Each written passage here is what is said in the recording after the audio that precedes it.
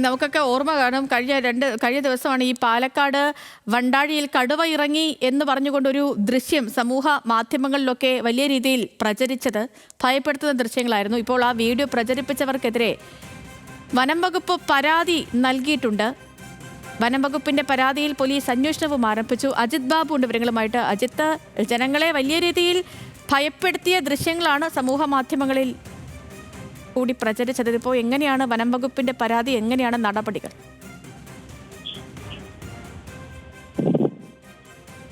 സേതുലക്ഷ്മി, വണ്ടാഴി പ്രദേശത്ത് മാത്രമല്ല കേരളത്തിലാകമാനം പ്രചരിച്ച ഒരു ദൃശ്യമായിരുന്നു ഇത്. ഇത്തരത്തിൽ ഒരു കടുവ ഇത്തരത്തിൽ ഇടിക്കുന്ന ഒരു സാഹചര്യം കാണിച്ചുകൊണ്ട് അത് ഗർജിക്കുന്ന ഉൾപ്പെടെ ശബ്ദം വെച്ചുകൊണ്ടായിരുന്നു ഇത് പ്രചരിപ്പിച്ചിരുന്നത്. പക്ഷേ ഇത് പിന്നീട് എഡിറ്റ് ചെയ്ത ഉണ്ടാക്കിയ വീഡിയോ ആണെന്നുള്ളതാണ് നിലവിൽ മനസ്സിലാക്കുന്നത്. ഏതാണെങ്കിലും ഇതുമായി ബന്ധപ്പെട്ട് അത്തരത്തിലൊരു സംഭവം അവിടെ ഉണ്ടായിട്ടില്ല എന്നുള്ളതാണ് പ്രധാനപ്പെട്ട കാര്യം.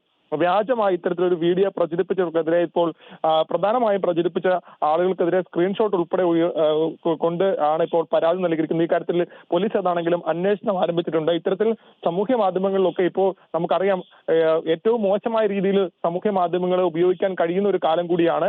അത്തരത്തിലൊരു കാലത്താണ് പ്രത്യേകിച്ച് വന്യമൃഗ ശല്യങ്ങളൊക്കെ രൂക്ഷമായിരിക്കുന്ന ഒരു ഘട്ടത്തിൽ ഇത്തരം വ്യാജ പ്രചാരണങ്ങൾ കൂടി നടക്കുന്നത് എന്നുള്ളതാണ് പ്രധാനപ്പെട്ട കാര്യം. ഏതാണെങ്കിലും ഈ കാര്യത്തിൽ പോലീസ് അന്വേഷണം ആരംഭിച്ചു.